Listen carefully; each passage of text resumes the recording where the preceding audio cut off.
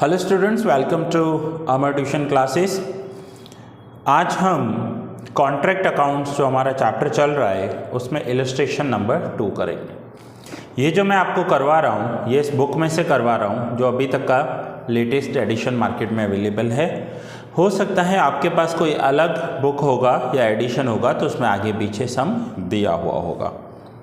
So illustration 2 on 1 जनवरी 2012 या 2012। अब ये ईयर आपके बुक में अलग हो सकता है, ईयर कोई मैटर नहीं करता, आप अमाउंट्स देख लेना सेम होने चाहिए। A undertook a contract number 555 for rupees 2 lakh का कॉन्ट्रैक्ट लिया है ए ने। The following information is available in respect of this contract for the 3 months ended on 31 March. अब ए ने ये कॉन्ट्रैक्ट लिया है 2 लाख का, 31 मार्च हो गई, 3 महीने हो गए और ये इन्फॉर्मेशन हमारे पास अवेलेबल है। अब इस इन्फॉर्मेशन के अकॉर्डिंग हमें बनाना क्या है, prepare contract number 555 account in the books of A, contract बनाना है। सो मैंने ड्रॉ कर दिया है कॉन्ट्रैक्ट अकाउंट। इन्फॉर्मेशन देख लेते हैं क्या क्या दी हुई है। कुछ भी मटीरियल, प्लांट या कोई भी कॉन्ट्रैक्ट पे आया है यानी कॉन्ट्रैक्ट की साइट पर आया है तो डेबिट करेंगे और गया है तो क्रेडिट करेंगे। एक्सपेंस है तो डेबिट, इनकम है तो क्रेडिट।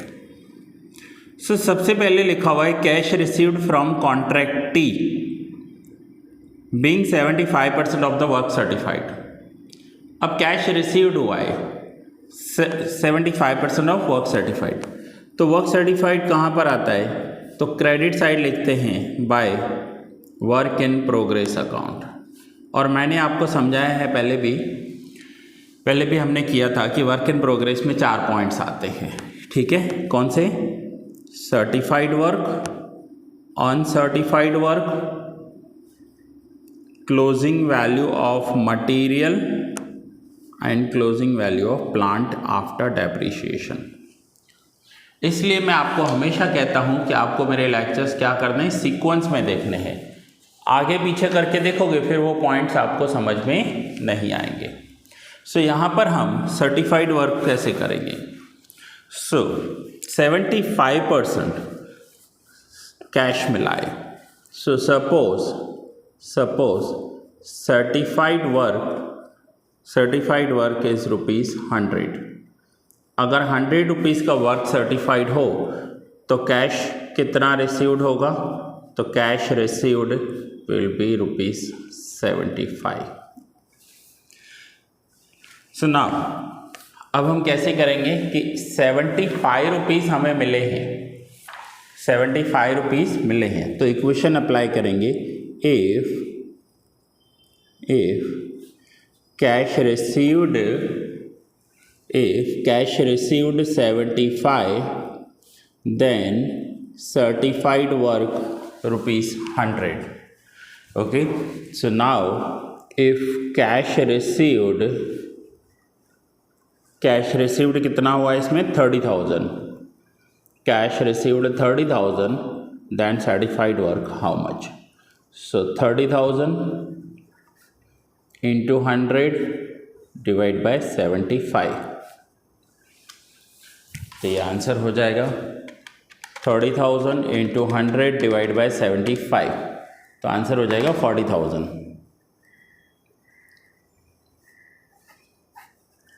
ये हुआ 40,000 अमाउंट।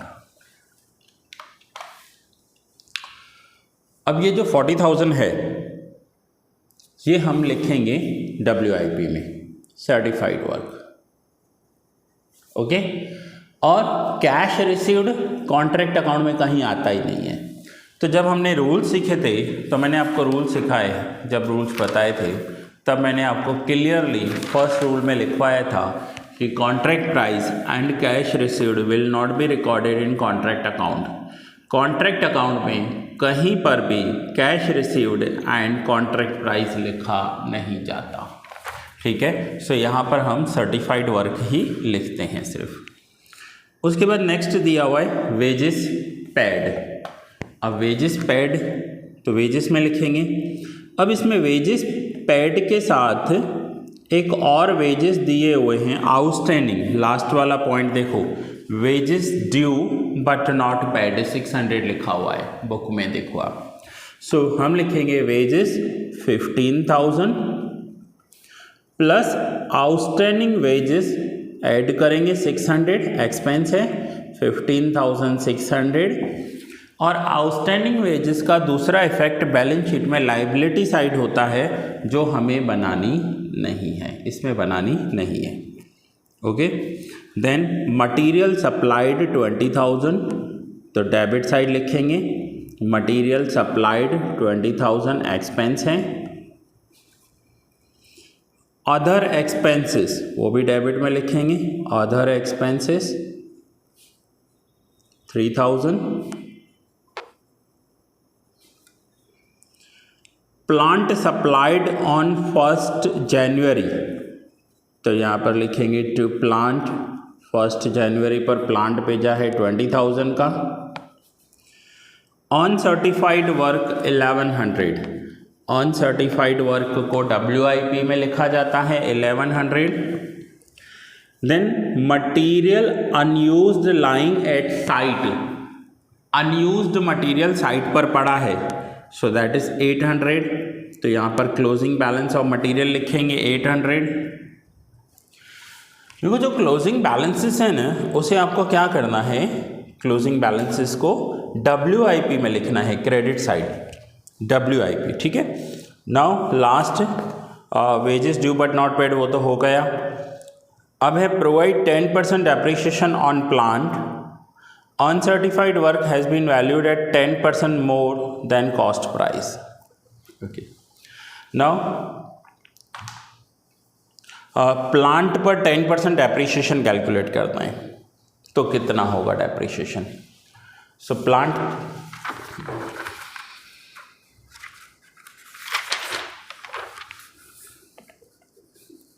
सो पहले प्लांट का डेप्रिसिएशन कैलकुलेट कर लेते हैं। डेप्रिसिएशन कितने का प्लांट था, 20,000 इंटू 10% इंटू, अब इन्होंने क्या, कब ये कॉन्ट्रैक्ट स्टार्ट किया था, तो कॉन्ट्रैक्ट स्टार्ट किया था 1 जनवरी और 31 मार्च अभी है, कॉन्ट्रैक्ट पूरा नहीं हुआ है, ठीक है। तो यहाँ पर 3 मंथ्स का डेप्रिसिएशन करेंगे। सो 20,000 का 10% होता है 2,000, ठीक है। 20,000 का 10% 2,000 एंड 3 मंथ्स का करेंगे तो 500, तो ये हो गया 500 डेप्रिसिएशन। अब अगर प्लांट का डेप्रिसिएशन 500 है, ठीक है, तो बाकी प्लांट की वैल्यू कितनी लिखेंगे, 20,000 का प्लांट, 500 डेप्रिसिएशन, तो बाकी हमें क्लोजिंग वैल्यू यहाँ लिखनी है 19,500। आया समझ में। सो यहाँ पर हमें क्या करेंगे, प्लांट का क्लोजिंग वैल्यू लिखेंगे, प्लांट क्लोजिंग वैल्यू।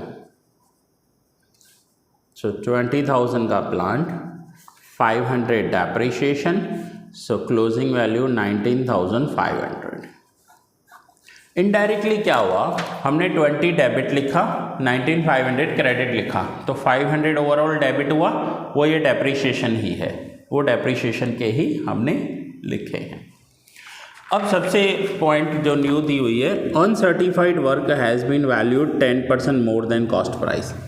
अब अनसर्टिफाइड वर्क जो है ना, उन्होंने 10% ज़्यादा लिख दिया है, तो अनसर्टिफाइड वर्क 10% ज़्यादा लिखा है।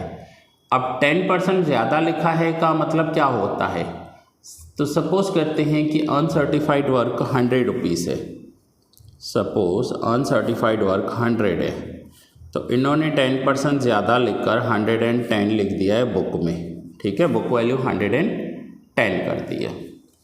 So 110 book value then cost 100, ठीक है, 110 book value then cost 100। So if book value 1100, अगर बुक वैल्यू 1100 है, if book value 1100 then cost how much, तो हम इन दोनों को मल्टीप्लाई करेंगे, 1100 इंटू 100 डिवाइड बाई 110, तो आंसर क्या आएगा, 1100 इंटू 100 डिवाइड बाई 110, तो आंसर आ जाएगा 1000। तो ये लिखेंगे 1000 यहाँ पर, ठीक है। अब ये जो अनसर्टिफाइड वर्क की वैल्यू है 1000 हुई, उस 1000 को क्या करेंगे, तो WIP में ये जो 1100 था उसकी जगह हम 1000 कर देंगे, ये 1000 रुपीज़ है।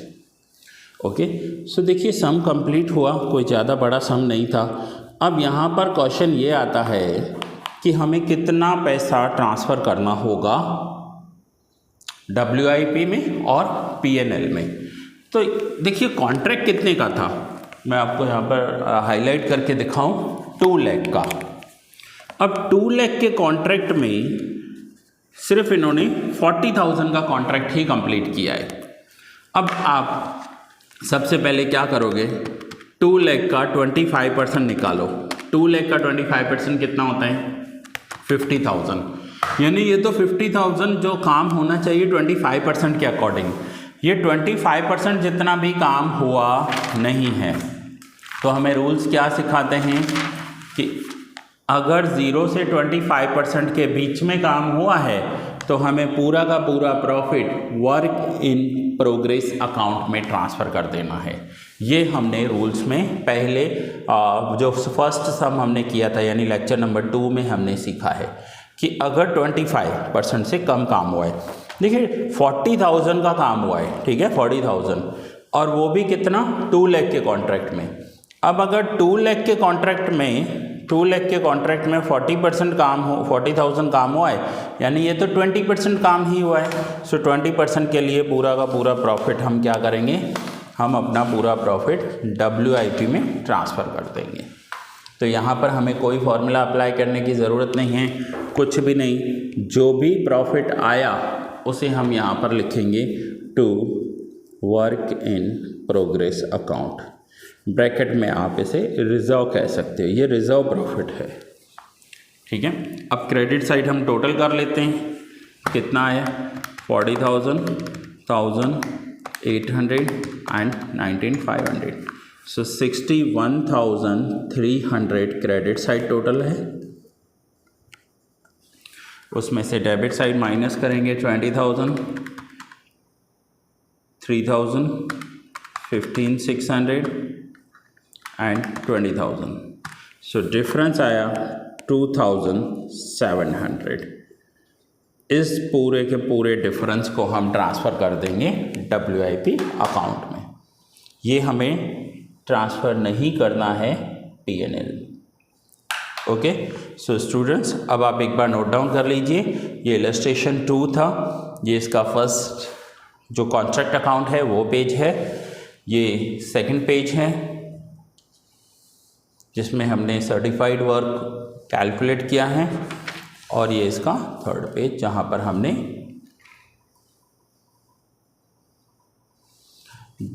पर हमने बाकी की कैलकुलेशंस सीखे। सो स्टूडेंट्स ये लेक्चर मैं यहीं पूरा करता हूँ। नेक्स्ट लेक्चर में हम आगे के सम्स करेंगे।